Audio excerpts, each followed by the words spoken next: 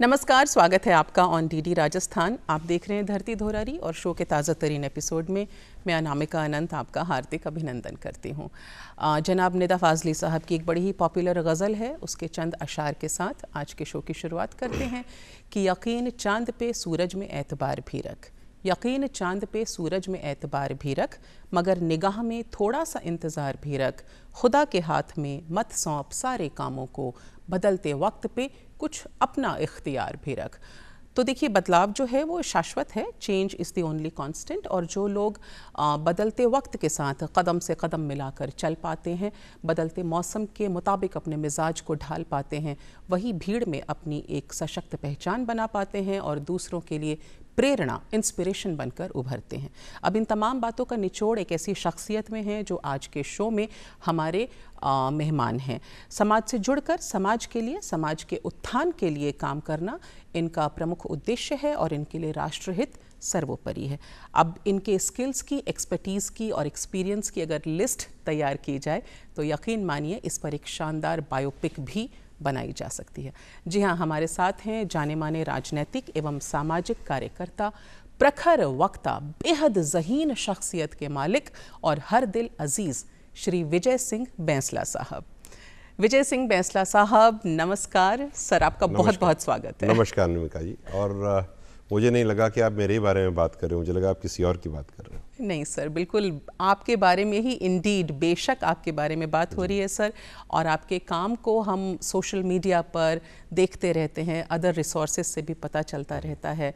जब भी हौसले की बात होती है, जुनून की बात होती है और ज़िद पर आकर कुछ कर गुजरने की बात होती है तो राजस्थान में आपका नाम प्रमुखता से लिया जाता है सर।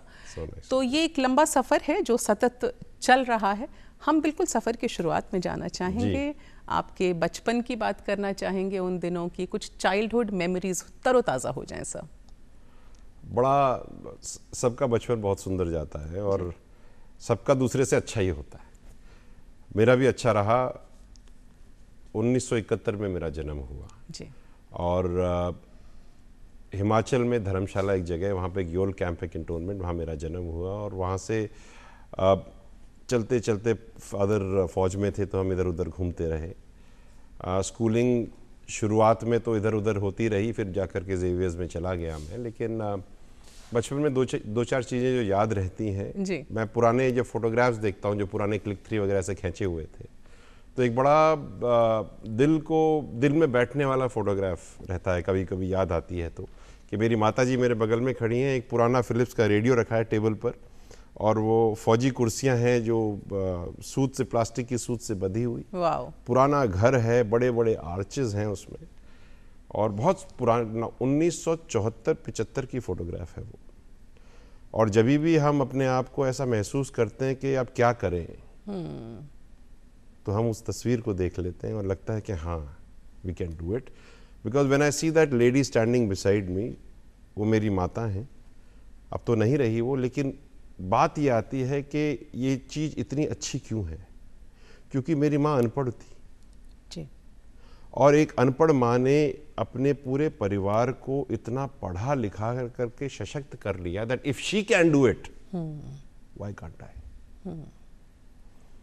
बचपन की जो यादें हैं, पिटते तो बहुत थे। अच्छा। तो हाँ, खूब पिटे। अच्छा। और खूब खेले। हाँ। वेड अ फैंटास्टिक चाइल्डहुड। पिताजी फौज में थे तो जब हम लोग सेपरेटेड फैमिली में रहा करते थे, तो फादर पोस्टेड फील्ड में होते थे, प्रताप लाइन्स जयपुर में रहते थे।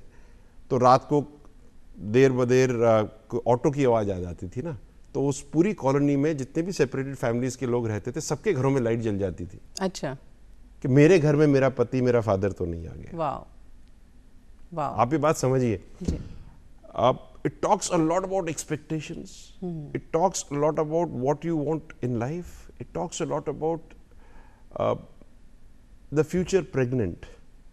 कि यार उस ऑटो में से मेरा फादर तो निकल के नहीं आएगा। और फिर जिसके घर में आ जाता था उसकी तो लाइट जलती रहती थी, बाकियों की बुझ जाती थी। हम देखते थे। So it's been a brilliant time. खूब पढ़ा। पेरेंट्स ने बहुत अच्छा पढ़ाया।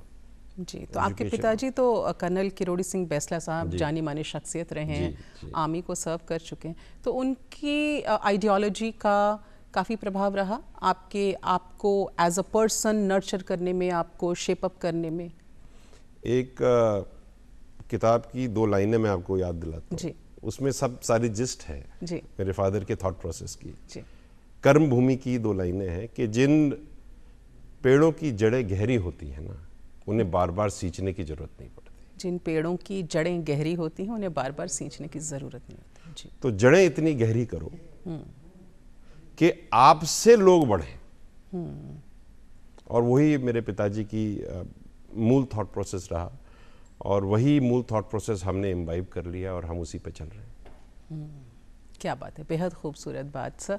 और आपके एजुकेशनल बैकग्राउंड की भी अगर मैं बात करूं तो बड़ा दिलचस्प रहा है और बहुत इम्प्रेसिव है एक्चुअली आपके जो रिकॉर्ड्स हैं। एंड आई एम श्योर हमारे साथ बहुत युवा साथी जुड़े हुए हैं जो इस वक्त आपको देख रहे हैं ऑन डीडी राजस्थान, तो वो ज़रूर जानना चाहेंगे आपके एजुकेशनल बैकग्राउंड को। ओके, ये बहुत इंटरेस्टिंग है। जैसे मैंने बताया कि शुरुआती दौर तो इधर उधर होते रहे, फिर उसके बाद में मैं जेवियर्स में पढ़ा जयपुर में। जेवियर्स से पढ़ने के बाद मैं महाराजास कॉलेज में रहा, बीएससी मैंने करी वहाँ से। उस टाइम 2 साल की बीएससी हुआ करती थी, तो I did BSc in chemistry, botany, zoology. Gokhale hostel की पैदाइश हूँ, मैं हॉस्टलर रहा हूँ जी। और आपको एक इंटरेस्टिंग बात बताऊँ, क्योंकि अपन ये बात कर ही रहे हैं कि जब मैं हॉस्टल में था तो पैसे नहीं हुआ करते थे। अच्छा, ये इंटरेस्टिंग बात है। हाँ, और थोड़ी अजीब भी चर्चा है। कर ली तो मैं आपको बताऊं कि पैसे नहीं हुआ करते थे, और फौजी पिता से कितने पैसे मांगेगा आदमी, खुद का गुरूर भी होता है थोड़ा, तो मैं मांगता नहीं था। उनके जो आ जाते थे 400-500 रुपये, उसमें मेरे मेस का खर्चा निकल जाता था, और बाकी अपना खर्चा पूरा करने के लिए हॉस्टल के सामने, अपने कमरे के सामने टेबल लगा करके मैं कपड़े प्रेस किया करता था। 2 रुपये जीन्स, 1 रुपये shirt. Oh my God. Gokhale hostel में। और जब वो पैसे कम पड़ते थे तो since I had a very technical, I still have a very technical bent of mind, तो उस टाइम लैम्ब्रेटा स्कूटर आया करता था, और बजाज सुपर, बजाज का प्रिया स्कूटर आया करता, Luna TFR plus, Luna super आया करती थी, TVS आया करती थी, तो मैं उनकी सर्विसिंग किया करता था अपने कमरे में। अच्छा। पूरा इंजन खोल करके, उसको सर्विस करके, साफ सूफ करके, वो बांध करके देता था। उसके लिए मैं 75 रुपये लिया करता था। Okay. So this is something which you don't know, but this is how it is. तो ये तो हुआ ग्रेजुएशन तक का। ये ग्रेजुएशन तक का हुआ। उसके बाद हाँ, उसके बाद की इंटरेस्टिंग आपको एपिसोड बताता हूँ। मैं अपने घर में अकेला सिविलियन हूँ, बाकी सब फौजी हैं। अच्छा। सो फादर वाज अ फौजी, my eldest brother is a फौजी, वाज अ फौजी, रिटायर हो गए कर्नल साहब।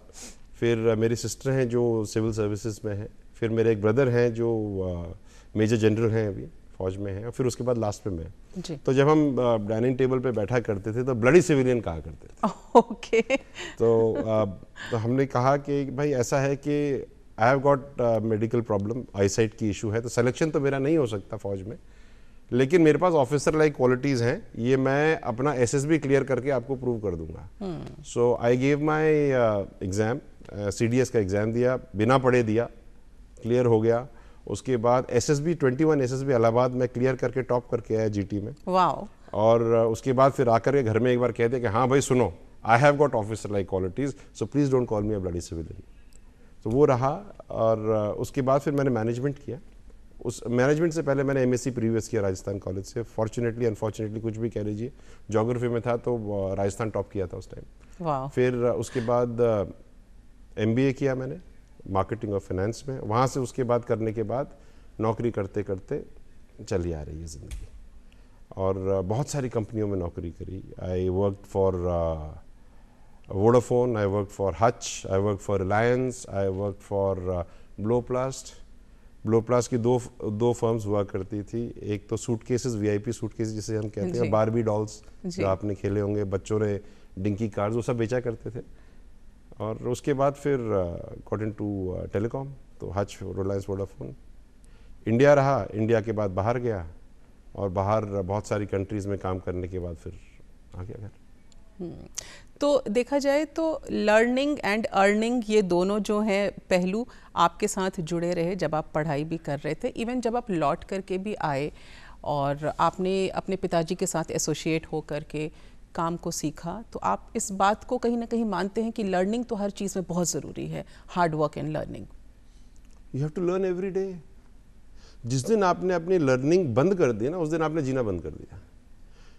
सी, let me rephrase it to you. जी। When the rate of change within a person or an environment or within an organization is slower or lesser than the rate of change of the total environment, that person, that organization will perish. अर्थात अगर पूरी दुनिया बदल रही है और आप दुनिया के साथ उस स्पीड से नहीं बदल रहे हो, या उसमें जो बदलाव आ रहा है उसका आप समावेश नहीं कर रहे हो, तो आप पीछे रह जाओगे भाई जी। और जो पीछे रह जाएगा फिर वो पीछे पीछे रहता है, और एक बार पीछे लगा तो पीछे रह गया। तो सर, आप दुनिया के टॉप 50 टेलीकॉम प्रोफेशनल्स की लिस्ट में भी शुमार रहे हैं। ये तो बहुत बड़ा अचीवमेंट है। एक ग्लिटरिंग जॉब, बहुत सारे ग्लिटरिंग जॉब्स जो आप विदेश में कर रहे थे, फॉरेन कंट्रीज़ में कर रहे थे, उसके बाद suddenly you took a U turn.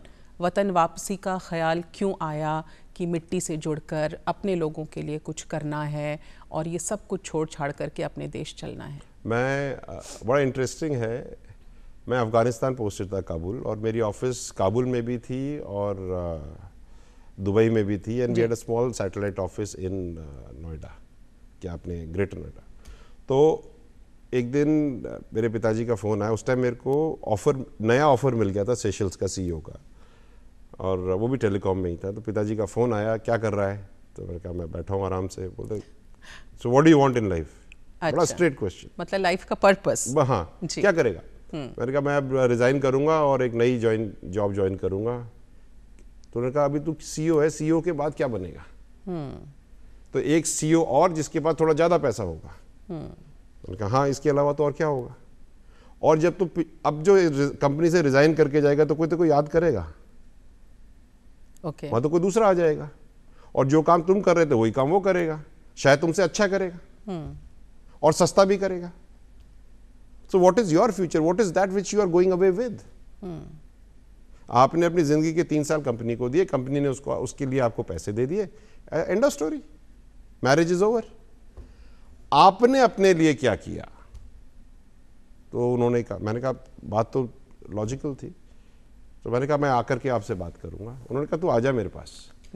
तो ये करीब 10-11 बजे की बात थी। मैं शाम को 4:30-5 बजे तक तो फ्लाइट ले ला करके गाँव आ गया, बैठ करके बात करी, और मैंने डिसाइड कर लिया कि आपने कह दिया हम, और मैं जब आया था रिज़ाइन करके आ गया था। अच्छा, हाँ, सी, मतलब आप खुद भी डिसाइड करके आए थे? आपके पास एक ही फादर होता है, और मैं इतना जानता हूं कि किसी भी व्यक्ति का जो सबसे ज़्यादा ख्याल रखने वाला व्यक्ति है, the people who want the best for the children are parents, right. वो दोनों ही आपको कुछ देते हैं, बाकी सारी दुनिया आपसे लेती है। तो अगर हमारे इकलौते पिताजी हैं, पिताजी ने कहा कि ये करना है, उन्होंने सजेशन ही दिया, हमारे लिए तो आदेश है, हमने ले लिया, कर दिया, छोड़ के आ गए। अब बाकी आपके सामने। तो सर, ये यू टर्न जो है आपकी लाइफ में जो आया, आप अफ़गानिस्तान में थे, अफ़गानिस्तान के एक्सपीरियंस के बारे में भी बात करेंगे, पर इस यू टर्न को लेना और इस यू टर्न को मैनेज करना, मतलब from wearing business suits to now wearing kurta pyjamas, proper पारंपरिक वेशभूषा, गांव में ढाणियों में जाना, लोगों से मिलना जुलना, उनकी प्रॉब्लम्स को, इश्यूज़ को क्लोजली ऑब्जर्व करना, कंपैशनेट होके उन्हें सुनना, समझना, एंड एक राइट प्लेटफॉर्म पे पहुंचाना सो दैट उनका सोल्यूशन भी निकले। इस यू टर्न को कैसे मैनेज करते हैं आप? इसमें तो बेसिकली क्या है ना कि आज अगर मैं चिप्स बेच रहा हूँ जी कंपनी में, और कल जाकर के मैं कपड़ा बेचूं, बेचने का तरीका तो वही रहेगा ना। ठीक है, कंज्यूमर तो वही है। तो चाहे मैं उसको चिप्स दे रहा हूं, चाहे उसको कपड़े दे रहा हूं, या उसको एक अच्छा फ्यूचर दे रहा हूं, कंज्यूमर तो वही है जी। अगर मैं उसकी मनस्थिति नहीं समझता, अब let me rephrase it from different perspective to you, और ये खास करके उन लोगों के लिए जो अपने लिए ब्रांड और मार्केटिंग की बिजनेस में अपने आप को आगे ले जाना चाहते हैं, उनके लिए ये है कि कोई भी कंज्यूमर या व्यक्ति कोई purchase decision, life changing decision दो ही कारणों से लेता है जी। तो तीसरा कारण नहीं है। मैं दोनों कारण आपको बता देता हूँ। What's in it for me, what's in it for my family. किसी भी डिसीजन को लेने से उसके खुद के ऊपर क्या फर्क पड़ेगा और उसके निजी परिवार पे क्या फर्क पड़ेगा, इन दो चीजों को लेकर के वो डिसाइड करता है। चाहे वो 1 किलो चीनी खरीदने की हो, चाहे वो कार खरीदने का हो, चाहे हवाई जहाज खरीदने का हो, ये डिसीजन रहेगा। और चाहे अपने बच्चों को स्कूल में भेजने का हो, या साफ पानी पीने का हो, या एक भैंस की जगह 2 भैंस खरीदने का हो, या फिर भात में 10 रुपए देने का या 1000 रुपए देने का हो, ये दो ही क्वेश्चन पर निर्भर करता है। और अगर आपने इन दो चीजों को समझ लिया तो आप अपनी कंपनी का भी बढ़ा सकते हो, आप किसी की जिंदगी भी बढ़ा सकते हो जी। So the transition is not difficult. और हम तो देसी आदमी हैं, गुड़ रोटी खाते हैं, कहीं कुछ मिल जाता है तो वो पी लेते हैं। मैंने तो अभी ये रूल बना दिया कि भाई साहब किसी के यहाँ चाय नहीं पीऊंगा, जो फल है वो खिला दो, नहीं तो छाछ पिला दो। अच्छा, nice. So the decision is like that. तो जिन दर्शकों ने हमें अभी अभी ज्वाइन किया है उनको बता देते हैं कि आज हमारे साथ हैं जाने माने राजनैतिक एवं सामाजिक कार्यकर्ता श्री विजय बैंसला जी, और हम इनकी ज़िंदगी से जुड़े अहम पहलुओं पर बात कर रहे हैं और साथ ही इनके द्वारा किए गए जो अहम इनिशिएटिव्स जो इन्होंने लिए हैं समाज के उत्थान के लिए, दूर दराज के इलाकों में रहने वाले लोगों के अपलिफ्टमेंट के लिए जो ये बेहतरीन काम कर रहे हैं, हम उन्हीं कामों के बारे में चर्चा कर रहे हैं। So back to you sir. एक मल्टी फैसेटेड बिजनेस लीडर, जब आपके एक्सपीरियंस की बात होती है तो be it sales, marketing, finance, branding, brand strategy and what not, बहुत लंबी लिस्ट है।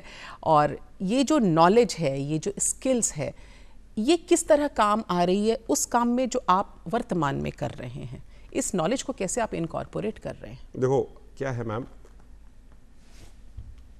अगर हम बिल्डिंग ब्लॉक्स ऑफ ब्रांड बात करें जी, तो किसी भी ब्रांड को लॉन्च करने से पहले हम उसका प्रोडक्ट बनाते हैं, ब्रांड बनाते हैं, फिर उसका नाम देते हैं सपोजिटली, या कोई पैकेज बनाते हैं, और फिर हमारे FGDs होते हैं, फोकस ग्रुप डिस्कशंस, डिपस्टिक्स होती हैं कि भैया ठीक है लाल रंग अच्छा लग रहा है, पीला रंग अच्छा लग रहा है। ये क्या है? ये क्या है कि बहुत ही we live in a world of jargon. हम सिंपल चीज को कॉम्प्लिकेट करके कैसे उससे पैसे कमाए जाए वो देखते हैं। जी जी।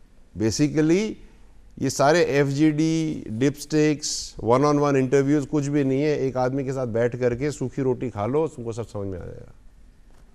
लेकिन क्या है ना कि multiple companies layer on layer अपनी प्रॉफिटेबिलिटी देख करके, उसको बुरा मत मानना भाई, देखो जितनी कंपनीज है, लेकिन मैं सच्चाई कह रहा हूँ।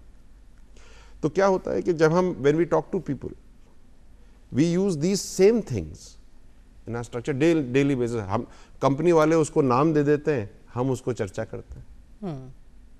आप किसी से बात करते हो, बता भैया बारिश होगी क्या, खाद कौन सा लें, वो कौन सा बढ़िया है, वो अपनी एक्सपीरियंस से बता देगा, आप उसको FGD कर लोगे। चीज़ तो वही है। जब तक आप लोगों से बात नहीं करोगे, जब तक आप किसी की चीज़ को समझोगे नहीं, if you do not know what the problem is, grass root, how will you give a solution? जी। किसी चीज का सार्थक रिजल्ट निकालने के लिए पहले ये तो समझना पड़ेगा दिक्कत क्या है। जी सर। तो दिक्कत समझो और वो सारा काम हो जाता है।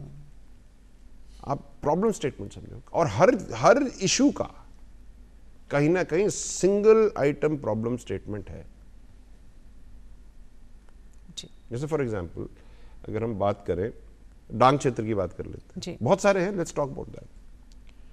75 साल हो गए, इंडिपेंडेंस हो गया, डांग क्षेत्र में अभी भी लाइट नहीं है, पीने का पानी नहीं है, कुछ भी नहीं। Where is the problem? Question, we need to answer that question. We can have voter card for that place, ठीक है। जब जहां पर वोटर कार्ड है, जहां पर उसका बंदे का आइडेंटिटी, रेजिडेंशियल एड्रेस डॉक्यूमेंटेड और सर्टिफाइड है,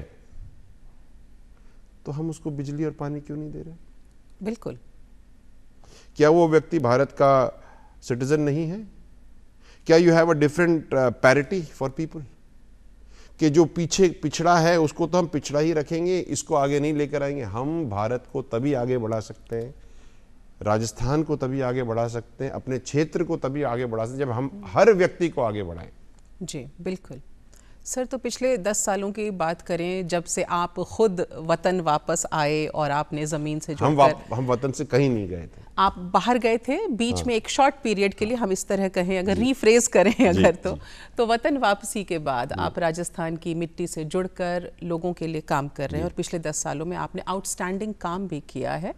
इवन आपका एक NGO भी है, आप लोगों के हेल्थ के लिए, उन्हें पानी पीने का साफ मिले उसके लिए काम कर रहे हैं, एजुकेशन के लिए काम कर रहे हैं, एंड ऑल्सो इलेक्ट्रिसिटी जिसके बारे में आप बात कर रहे हैं। इससे जुड़े कुछ किस्से भी रहे हैं, तो मैं ये जानना चाहती हूँ कि ये जो पहलू हैं इनको किस तरह से टैकल किया जा सकता है और आप खुद इस डायरेक्शन में किस तरह से आगे बढ़ रहे हैं? देखो, we need to have empathy. जी, हम किसी व्यक्ति को इसलिए नहीं नकार सकते क्योंकि वो बहुत दूर रहता है। जो बहुत दूर रहता है ना, उसी को हमको अपने पास लेके आना, क्योंकि वो तो दूर तो है ही। आप ये समझिए, जैसे डांग का मैंने बताया आपको, आजकल लोगों ने वहां पे अपनी बेटियां शादी में देना बंद कर दिया। ऐसा आपका जीन पूल कंप्लीटली स्क्यूड हो चुका है। वहां की महिलाएं प्रसव के दौरान अस्पताल नहीं पहुंचने के चक्कर में उनका देहांत हो जाता है। अब पीड़ा बता रहा हूं मैं आपको, पीड़ा की बात कर रहे हैं। तो जब आपका रिप्रोडक्टिव स्ट्रक्चर में जो मोस्ट फर्टाइल वुमन है, से 18 साल से लेकर के आप 25 साल की महिला, अगर उसमें से अगर 30% का देहांत ही हो रहा है, तो हम क्या अपना इंडेक्स बना रहे हैं? These are very strong, very important questions which we need to answer. अगर हम कहीं पर एक मेट्रो कम बना दें और उतना इन सब लोगों को दे दें, तो मेरे ख्याल से बहुत बड़ा बदलाव हो जाएगा। जी। मैं थोड़ा रेडिकल बात कर रहा हूं, लेकिन ये रेडिकल बात तो करनी पड़ेगी। बिल्कुल sir. Because if you want to see, they are citizens of the country as a whole. They are not a whole in the country. We have to take them together and make them come across ahead. ठीक है। अच्छा, ये केवल ये डांग के क्षेत्र की बात नहीं, गोचर गांव है जहाँ ऊपर पहाड़ियों पे है, वहाँ पे कुछ भी नहीं था, अब आने लगा। काम किया हमने। आप अपना जितने भी इलाके, दौसा के ऊपर के पहाड़ के जितने इलाके हैं, वहाँ जाकर के देखिए, सेम स्टोरी। आप बीसलपुर बांध के आसपास के इलाके देखिए, same story. So I think we need to be very close net towards to it. तो पिछले 10 सालों की अगर हम स्पेशली बात करते हैं सर, तो केंद्र सरकार ने भी कई इनिशिएटिव्स लिए हैं और ग्रास रूट लेवल पे जाकर के आप खुद लोगों से मिल रहे हैं, उनकी समस्याओं का निवारण भी करवा रहे हैं। एक वाकया भी हमने सोशल मीडिया पर पढ़ा था, जब आप खुद गए थे और आपने पानी की क्वालिटी देखी थी और फिर उस डायरेक्शन में भी कुछ सार्थक प्रयास किए थे। एक बार वो हो जाए सर। वो क्या, ये डांग की ही बात है जी। क्या हुआ था कि मैं जाता रहता था, तो वहाँ का पानी अब हरे रंग का है जी। जहर पीते हैं बच्चे बड़े सब। So sad. हाँ, इट्स वेरी सैड। एक सरकार का एक बोर्ड भी है, डांग विकास बोर्ड, पता नहीं क्या कर रहा है, मैं तो क्वेश्चन नहीं कर सकता हूँ, but I will not go in that direction. Direction ये है कि वहाँ की जो महिलाएं थी वो तो कह रही थी हमें पानी चाहिए, बिजली चाहिए, लाइट चाहिए, हमको रोड्स चाहिए। 9 किलोमीटर ट्रैवल करने के लिए 2 घंटे लगते हैं मैडम। आप सोचिए, सड़कें इतनी खस्ता हाल जी, है ही नहीं रोड्स। ठीक है, फिर भी लोग रह रहे हैं वहाँ पे, फिर वहाँ पे आपका बूथ लग जाता है। क्वेश्चन तो ये हो रहा है ना कि 5 साल में मिल जाते हैं, लेकिन 5 साल तक नहीं मिलते। ये एक बहुत बड़ा क्वेश्चन है जी। ठीक। तो जब ये बात हुई तो हम जो हमारा जो कर्नल बेंसला फाउंडेशन है, इसमें मेरे पिताजी और हम ट्रस्टी थे, हमने शुरू किया। अब उनके जाने के बाद अब हम ही उसको देख रहे हैं। तो जब सरकारी सिस्टम इतना, तंत्र इतना बड़ा है, पूरा स्ट्रक्चर बना हुआ है, तो हमें तो केवल उनको जाके बोलना है कि भाई ये कर लो। When you have the whole system in place, maybe you just need to give the system a bit of nudge. ठीक है, थोड़ा सा धक्का कर लेते हैं। तो उस टाइम के कलेक्टर थे सिद्धार्थ सिहाग, अभी वो CMO में है, OSD हैं, बहुत ब्रिलियंट ऑफिसर है, ब्रिलियंट ऑफिसर। तो उनके साथ हमने बोला कि हम let's do something for the people. हम गए, देखा, तो वहाँ पे हमने सोलर पंप लगवा दिए, क्योंकि बिजली तो है नहीं, तो सोलर पंप सरकारी स्ट्रक्चर था जी। सोलर पंप लगवा दिए और बोर तो था ही, बोर और करा दिया, और उसमें से अब उसको 24 घंटे नल का खोलो, पानी पियो, वाह, साफ पानी। लोगों के लिए चमत्कार समझिए आप, वरदान। वरदान। बच्चे जितना पानी पी रहे हैं उसी में खेल रहे हैं, मतलब नलके से पानी आता हुआ बच्चों ने जिंदगी में पहली बार देखा। 75 साल इंडिपेंडेंस को हो गए। ऐसे हमने 2 गांव में किया, अमरेकी और अलबितकी में। और हमने इसलिए नहीं किया कि केवल हमको पानी देना, हमने इसलिए किया कि this is possible, you can do it. और ये तो बेसिक राइट्स हैं। हाँ, राइट। अगर हम 2 जगह कर सकते हैं तो फिर 200 जगह क्यों नहीं कर सकते? क्वेश्चन ये है। बिल्कुल। तब उस पर काम चल रहा है, अब आगे काम हो रहा है। So colonel Benchler foundation basically works in getting a kick start. आप इसको ये समझ लीजिए, बूटस्ट्रैप करते हैं हम सोशल वर्क को, कि हमने शुरू कर दिया, अब तुम करो। Make an example, do it, it is possible, now you do it. Because हम वो अंग्रेजी कहावत बहुत अच्छी है, give a person a fish, you will feed him once, if you teach him how to fish, you will feed him for a lifetime. Right, right. So we teach people how to fish, makes a difference. हर जगह libraries खोली हैं, गांव ढाणियों में जहां light नहीं है वहां लाइब्रेरी खोली है। और हमने नहीं, गांव में जाके सरपंच से बोला यार एक खोल ले, 4 कमरे करके 2 टेबल लगा ले, और बच्चे आ रहे हैं, बच्चे आ रहे हैं और इन लाइब्रेरी से पढ़ पढ़ के आरएएस बन रहे हैं। ये आप समझिए, वाह कितनी सुखद बात है। बहुत अच्छी बात है। दीज किड्स, अभी मेरे पिताजी ने सरकार के साथ बात करके बहुत, मतलब रहा मैटर अलग रहा, लेकिन एक देवनारायण योजना बनाई जी। अब देवनारायण योजना से गांव के बच्चे जो नंगे नंगे वो पहिए घुमाया करते थे गांव की ढोड़ियों में, वो उसमें पढ़ करके अब आईआईटी में निकले। Madam, great, this is brilliant. आज की तारीख में केवल अपन अपने समाज की बात न करें, क्योंकि क्या है कि हम लोग जिस चीज़ पे काम करते हैं उसकी बेस लाइन ये है, जो हमें, मेरे पिताजी की बेस लाइन ही मेरी है, अच्छी शिक्षा, अच्छा स्वास्थ्य, पढ़ी लिखी माँ और कर्ज मुक्त समाज। वाह। इन 4 चीज़ों पे हम काम करते हैं। और ये 4 चीज़ें जो हैं, ये जितना मेरे गांव में सार्थक है उतना ही आपके गांव में सार्थक है, और उतना ही बिहार में है, उतना ही भारत के किसी जगह में, इतनी यूएस में है, या इतना ही आप कनाडा मान लीजिए। अच्छी शिक्षा सबको चाहिए, अच्छा स्वास्थ्य देंगे तो अच्छा शिक्षित हो पाएगा। बिल्कुल। माँ अगर पढ़ी लिखी होगी तो पूरा घर पढ़ जाएगा।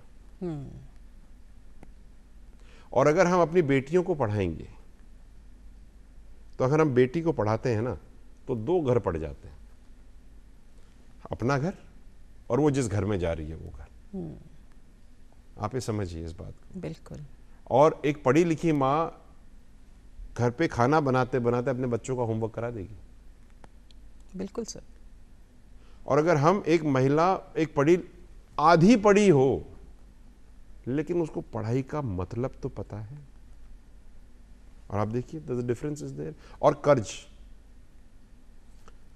कसाई जो होता है ना, वो नाम का होता है, वो दिखा के काटता है, लेकिन ये कर्ज का जो आपका श्रॉफ है, मनी लेंडर है गांव का, ये बिना तलवार का कसाई है, रोज काट रहा है।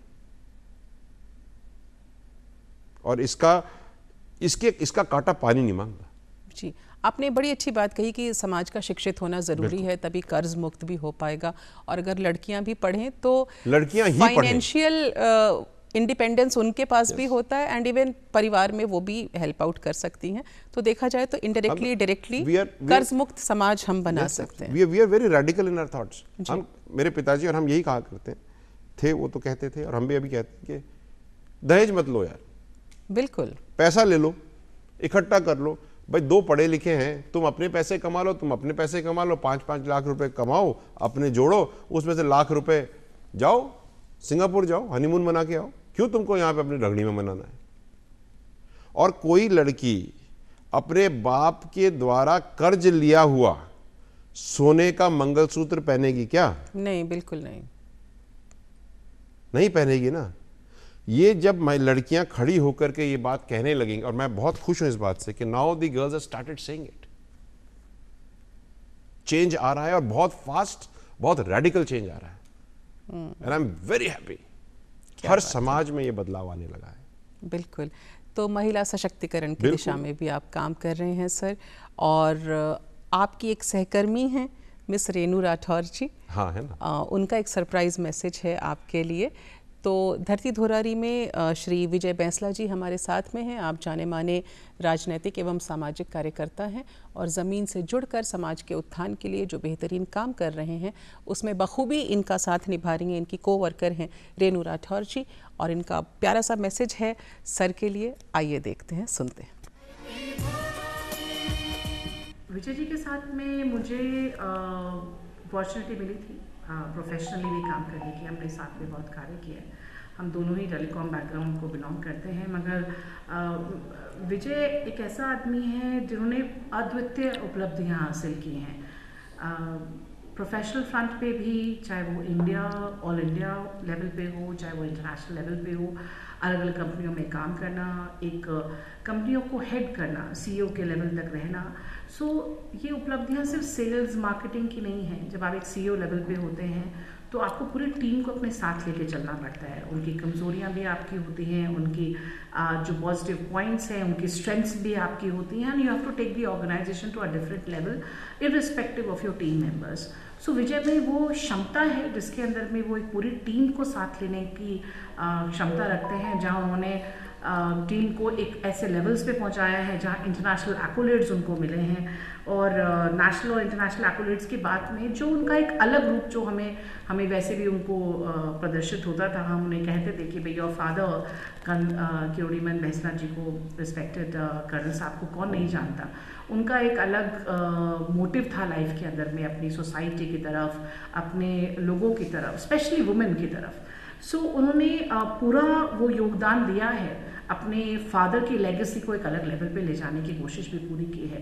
प्रोफेशनल फ्रंट के अलावा अगर मैं बात करूं कि उनका सामाजिक रूप से उन्होंने क्या क्या योगदान दिया है, तो शायद बहुत थोड़े में बताना चाहूँगी कि despite being coming from a very intellectual background, जहाँ उनके फैमिली मेम्बर्स भी सब हमारी कंट्री को अलग अलग लेवल्स पे और अलग अलग तरीके से वो अपना योगदान दे रहे हैं। विजय ऐसे बैकग्राउंड से आते हैं जहाँ उनका खुद का प्रोफेशनल बैकग्राउंड, खुद एक और आर्मी की डिसिप्लिन फैमिली का बैकग्राउंड, अलॉन्ग विद इट जो उनके सिबलिंग्स हैं जो एक अलग लेवल पे हमारे बड़े आईएएस अधिकारी हैं और बड़े सेक्रेटरी लेवल पे काम कर रहे हैं, वो बैकग्राउंड के अलावा जो उनका खुद का एक पर्सनल टच है जिसके अंदर में ये लगता ही नहीं है कि वो एक ग्रामीण परिवेश से नहीं आते हैं। अगर आप कहीं ग्रामीण में देखेंगे तो कहीं नीचे बैठ के खाना खा लिया, किसी के साथ हंस लिए, किसी के साथ बोल लिए, तो वो जो लोगों के साथ अपनापन है, जो जुड़ाव है, वो एक नेता के अंदर में होना बहुत ज़रूरी है।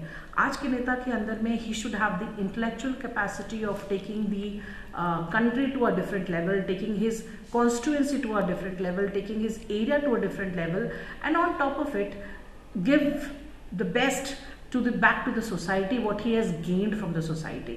So I believe is a right combination of both. And ज़्यादा नहीं कहना चाहूँगी, मगर फिर भी मैं इतना ज़रूर कहना चाहूँगी कि उनके नेतृत्व और कौशल ने जो स्पेशली प्रोफेशनल वर्ल्ड को दिया, उसके अलावा भी जो समाज में महिलाओं की स्थिति सुधारने के लिए और शिक्षा के क्षेत्र में व्यापक बदलाव लाने के लिए उनकी जो प्रयास हैं वो काफ़ी सराहनीय हैं।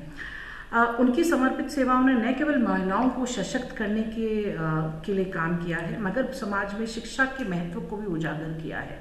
आप कहीं भी जाएंगे तो उनके भाषण के अंदर में कहीं ना कहीं जाके वो शिक्षा पे आके अटक जाते हैं और कहते हैं शिक्षा एक ऐसा टूल है जिससे हम हमारे को एक अलग लेवल पे ले जा सकते हैं, चाहे वो अपने समाज में बात कर रहे हो, चाहे वो सोसाइटी में बात कर रहे हो, चाहे वो ओवरऑल पूरी अपनी एक हमारी राजस्थान की बात कर रहे हो, या फिर वो इंटरनेशनल लेवल पे भी बात कर रहे हो। उनके जो आमतौर पे समाज के जो गरीब हैं, जो वंचित वर्ग हैं, उनको भी वो प्रभावित करते हैं।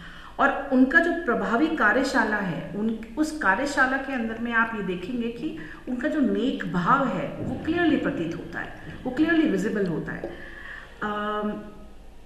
विजय जी का कार्य हमें सिर्फ यही सिखाता है कि व्यक्ति का संघर्ष, उसका समर्पण समाज में व्यापक बदलाव ला सकता है। उनके प्रयासों से बहुत से लोगों की जिंदगियां सुधरी हैं और शायद यही उनकी अब नेक्स्ट जर्नी उन्होंने मान ली है कि मैं कहीं से भी कैसे भी करके अगर कुछ लोगों की ज़िंदगी के अंदर में एक व्यापक सुधार ला सकूंगा या उनको एक अलग लेवल पे ले जा सकूंगा, तो शायद मेरी इस लाइफ का कुछ महत्व या फिर कुछ निष्कर्ष निकलेगा।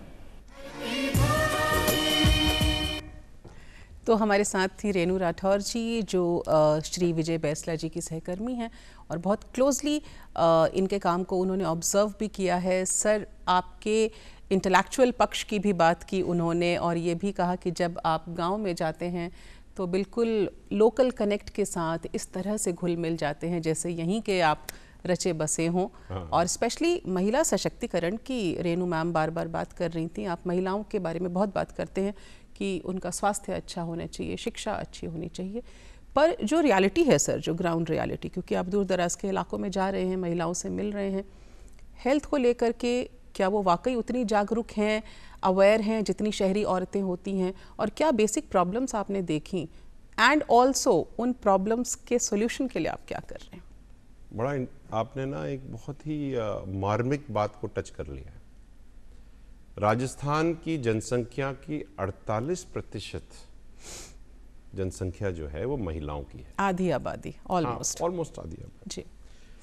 लेकिन हम बात किससे कर रहे हैं? इनसे कई बात करते हैं क्या? हम गांव में पटेल बैठते हैं, अगर 100 बैठेंगे तो 2 महिलाएं होंगी, वो भी साइड में नीचे बैठी होंगी कहीं पर, उनकी आवाज कोई नहीं सुनता जी।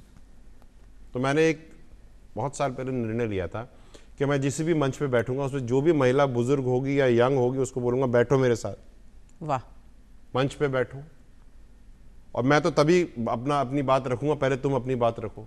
झिझकती हैं कभी कभी, 5 मिनट तक राम राम भी नहीं बोल पाती, मेरा कोई दिक्कत नहीं है, हम 5 मिनट बैठेंगे ना, क्योंकि शायद कभी उन्हें अवसर नहीं मिला जी। और कभी कभी तो ऐसी महिलाएं सामने आती हैं मैडम, धर्राटे से बात करती हैं। अच्छा। हाँ, एक मैं किशनगढ़ गया था कर्नल साहब की मूर्ति का अनावरण करने के लिए, तो वहाँ पे एक महिला मिली, लड़की थी, वो चढ़ गई मंच पे और मैंने बोला आप बोलो, उसने अपने पूरे खानदान की क्लास लगा दी कि मेरा ऐसे तुष्टीकरण कर रहे हैं। अच्छा। जब ये चीजें मंच से सबके सामने साझा होती हैं तो जिनके और घरों में भी दर्द होता है उनको भी दम मिलता है। आप ही समझिए इस बात। बिल्कुल, आवाज मिलती है, आवाज मिलती है। हमारे 48% को हम आवाज कब देंगे? और वो बिना कुछ कहे वो हमें आवाज लगा रही हैं कि हमें आवाज दो। कि मैंने एक्सपीरियंस किया है, जो महिला दिन में 3 बार आपको रोटी खिलाती है, तुम उसकी आवाज नहीं दे रहे हो, ये गलत बात है। हमको उनको आवाज देकर के आगे करना चाहिए। We are there because of them. They are not a tool. They are your partners in progress. आपके हल के 2 बैल हो आप जी। बिल्कुल। आप उनको नकार कैसे सकते हो? आप उनके बारे में हंस कैसे सकते? गांव में मैं जब जाता हूं, मैंने कहा उनको बुलाओ, अरे वो क्या करेगी? अरे क्यों नहीं करेगी भाई? मतलब गांव में आज भी हाशिए पर है स्थिति, देखा जाए तो, क्योंकि हमने उनको आगे ही नहीं बढ़ाया। आप गांव में एक वर्ड है सरपंच पति जी। सरपंच कोई और है जी, पर उसके पति दुकान पति चलाता है जी। और मैंने किसी भी मतलब मैं सरपंच पतियों से बात नहीं करता, मैं करनी नहीं। मैं क्या सरपंच ले आओ, सामने कुर्सी पर नीचे बैठूंगा नहीं, मैं जब तक ऊपर नहीं बैठूंगा मैं बात नहीं करूंगा। इससे मेरे को ध्यान आया, लोग फोटोज खिंचाते ना जी, मैंने अपने अंदर एक रूल बना रखा है कि जो गुटखा खा रहा है मैं उसके साथ फोटो नहीं खिंचाऊंगा। आप तो नशा मुक्ति के लिए भी काम कर रहे हैं सर। हाँ बिल्कुल, युवाओं के लिए जो भी गुटखा खा के आएगा मैं उसके साथ फोटो ही नहीं खिंचाऊंगा।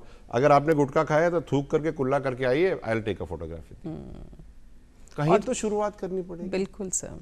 आप आपने नशे की बात कर ली madam, we are sitting at a place where we are going downhill. बिल्कुल। And things are happening. So the point is, it's a very vast problem. जी बिल्कुल। We have to recognize it. हमारे साथ problem क्या है unfortunately कि जब तक मेरे घर में दिक्कत नहीं होगी तब तक दिक्कत नहीं है। बिल्कुल बिल्कुल। तो कुछ युवा हैं जिनसे आप मिल भी रहे हैं, जिन्हें आपने नशे की गिरफ्त में देखा, पर कुछ युवा ऐसे भी हैं जो बेहतरीन काम कर रहे हैं और आपके साथ मिलके भी कर रहे हैं। ऐसे एक युवा हमारे साथ जुड़ गए हैं, आपको बहुत क्लोजली वो जानते हैं, आपके साथ काम भी कर रहे हैं और इनका नाम है सनी, करौली से हैं। अच्छा। तो आइए सुनते हैं वो आपके बारे में क्या कह रहे हैं।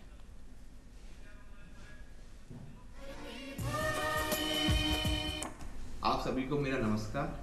मैं सनी शर्मा करौली से हूँ मैं विजय बैंसला जी को काफ़ी समय से जानता हूँ, काफ़ी सालों से उनके साथ हूँ।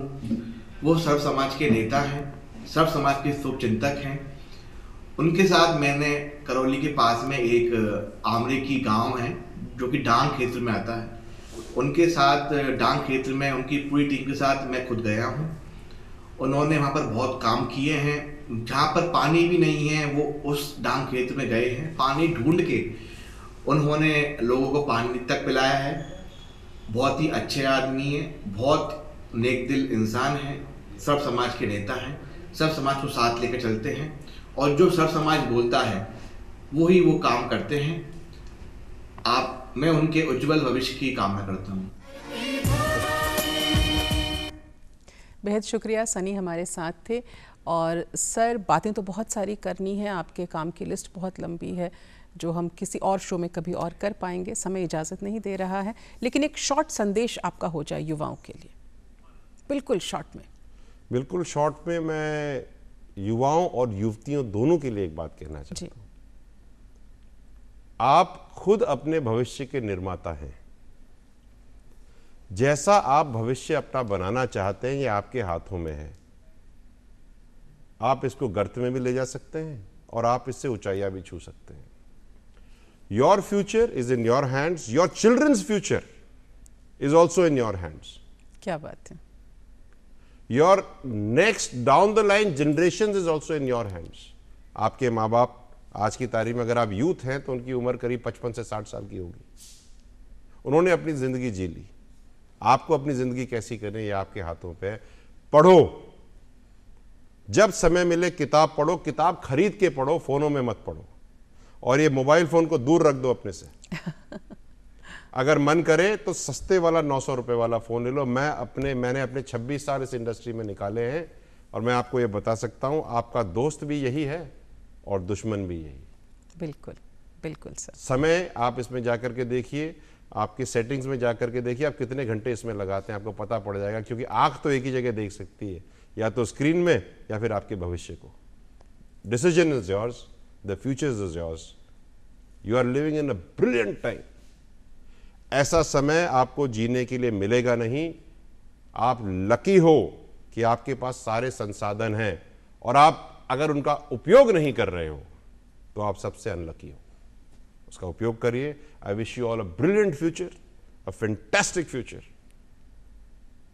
Make your parents proud. हाँ, एक बात और, मंदिर में बाद में जाना, पहले अपने माँ बाप के पैर जरूर छूना, क्योंकि जिस चीज को आप परमानेंट समझ रहे हो ना वो नश्वर है।